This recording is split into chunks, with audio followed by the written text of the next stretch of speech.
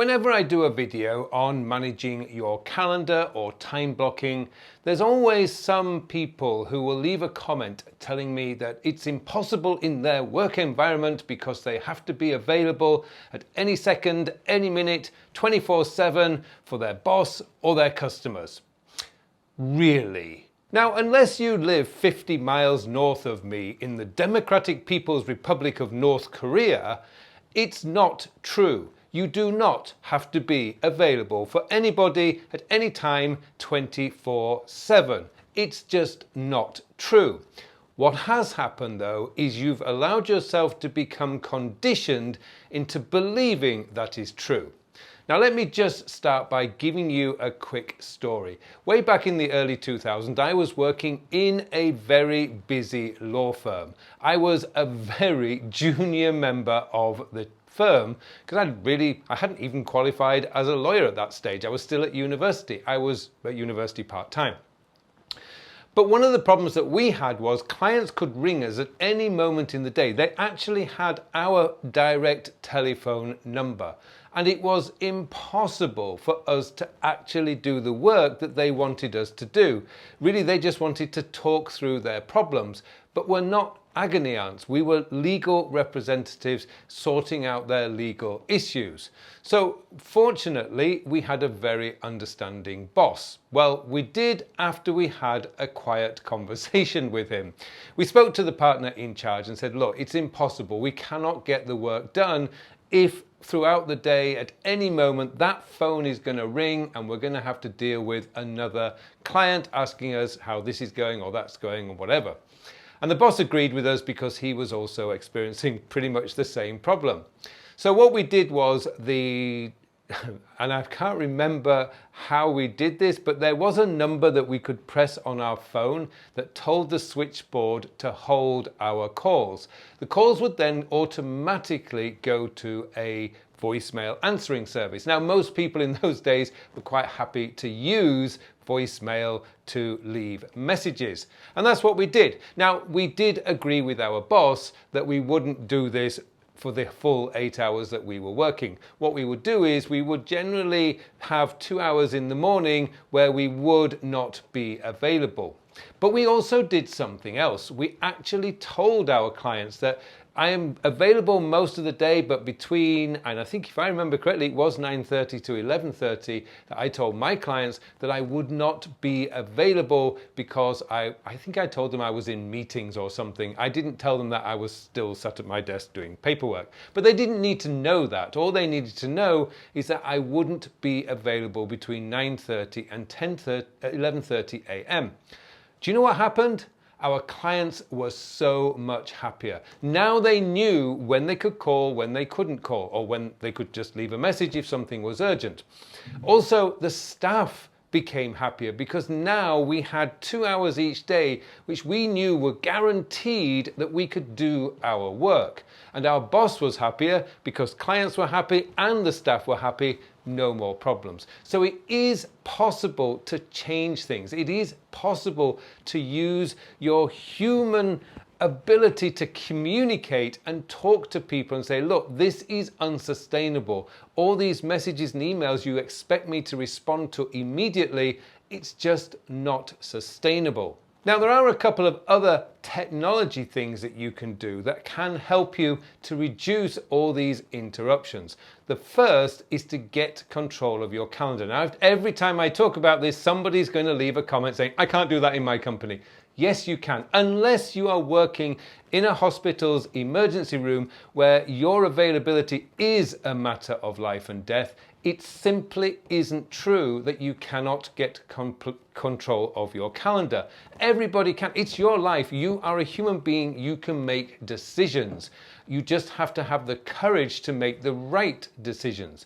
But really, when it comes to your calendar, all you're looking for is 1 or 2 hours a day, depending on the kind of work that you do, where you can basically just sort of disappear and get on with the work that you're actually employed to do.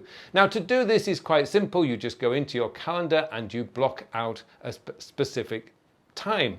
Now, this will depend on when you are least likely needed for meetings. Now, for me, I generally protect, as I say, 9:30 to 11:30. It's a legacy from the early 2000s, but it's worked for me.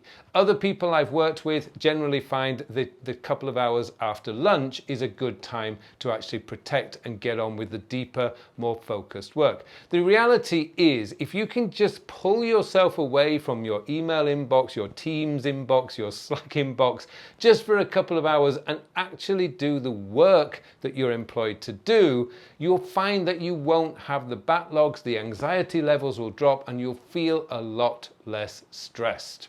Now, another thing that you can do is to use a service like Calendly or Acuity. Now, these are services that will allow you to give people an email address, a website, where they can go and they can schedule calls with you. Now, the great thing about these services is you choose the times that you are available. Now, I use Acuity for all my coaching clients' calls, so they can go in at any time 24/7 and schedule a call with me. Now, I'm the one who's decided when I am available, so I've made sure that I have time, like right now, where I can focus on recording these videos instead of thinking, oh, I've got to do a call in 10 minutes, because my calendar is not going to allow anyone to schedule a call with me between this time and when I finish doing these videos. Now, these services are great. I think Calendly has a free service that you can use. I use Acuity, as I say, but that's because it's connected to my website, Squarespace, who actually own Acuity, so it just made sense to have the two connected together. But the great thing about this is I don't have to worry about anything. Now, I should point out, when I first started using a scheduling service, I was really nervous. I thought it was a little bit rude to send people a website address where they could schedule calls. But then I started getting comments back saying, oh, you make this so much easier, because I do live on the other side of the world from where most of my clients are, so we have a time zone difference. So what's happening here is I'm fast asleep at night. The US is wide awake and working. So if they say, oh, I need a call with Carl, they can just go to my booking service and schedule a call. And it's great because I get notification, my calendar automatically fills that appointment in. I know where my appointments are. It's super, super easy, and you can use that. Now, I know some of you will not be allowed to use that for whatever reason, but it is a consideration because it does allow you to take control of your calendar. Now, another question to ask yourself is, are you proud of the service or work that you do? Because if you do, think about it this way. If you were to decide, if you were lucky enough to decide that you were going to buy a Rolls Royce motor car, you would have to make an appointment to go see a salesperson at Rolls Royce showroom. Now, the thing is, you won't get that appointment this afternoon, tomorrow, or perhaps even next week. That appointment will be in 10 days or 2 weeks' time, if you're lucky, if it's a car that's not for a test drive, particularly if it's a car that's not popular. Try doing that with Ford. If you called Ford or Peugeot or Citroën, or you were to do it with General Motors, Vauxhall as we called them in the UK, you can go down this afternoon, and you don't even have to make an appointment. You can just go in and walk and see that car. Now, which cars are better? Let's just ask yourself that. Is a Rolls Royce better than a Ford Mondeo? God, that's showing my age. Okay, a Hyundai Sonata. Which car is better? I mean, nobody's going to say that the Sonata is better than the Rolls Royce. Well, maybe there are some people. But the reason being is there's a little bit of exclusivity. I'm confident if I was ever in a position to buy a Rolls Royce, I am not, but if I was ever in a position to buy a Rolls Royce, I know that the standard of service is going to be way, way, way higher than what I would get at Hyundai or Kia.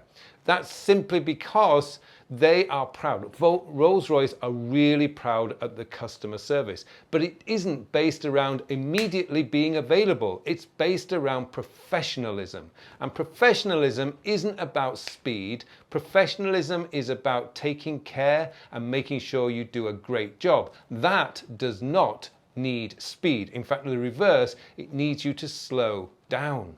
And finally, one more tip that I can give you is that whenever you've had a meeting or indeed even a focused block time on your calendar, give yourself 30 minutes break. Now, I don't mean that this is where you just go and have a cup of coffee in the canteen.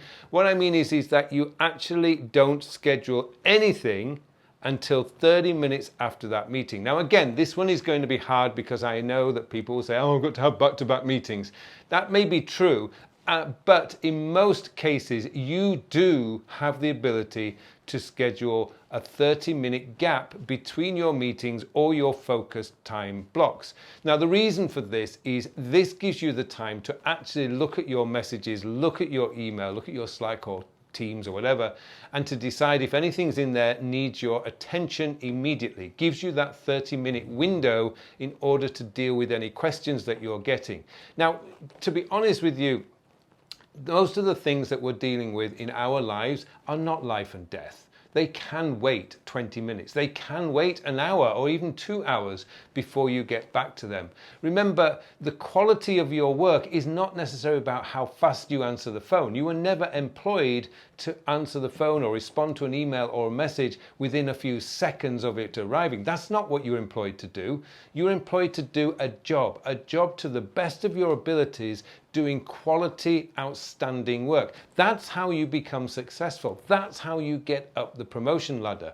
Complaining about I can't do these time management and productivity tricks because I've got to be available 24/7 is just simply not true. You can change things. You can challenge the status quo, but you've got to have the courage to do it. And often that is just simply arranging a meeting with your boss, or perhaps when you're talking to clients, explaining to them that there are certain times of the day that you won't be available because that's when you're doing your work.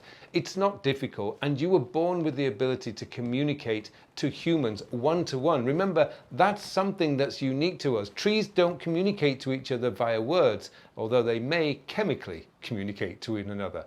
We, as human beings, can communicate. We can put together our reasons, our thinking, and deliver an argument that will enable us to have a bit more control over our work day so that we do have the space and the time to get on and do our work. Now, of course, you could just choose to ignore everything I've said, not even try a thing, but don't think that any digital tool will ever save you. It won't. It's not a digital problem.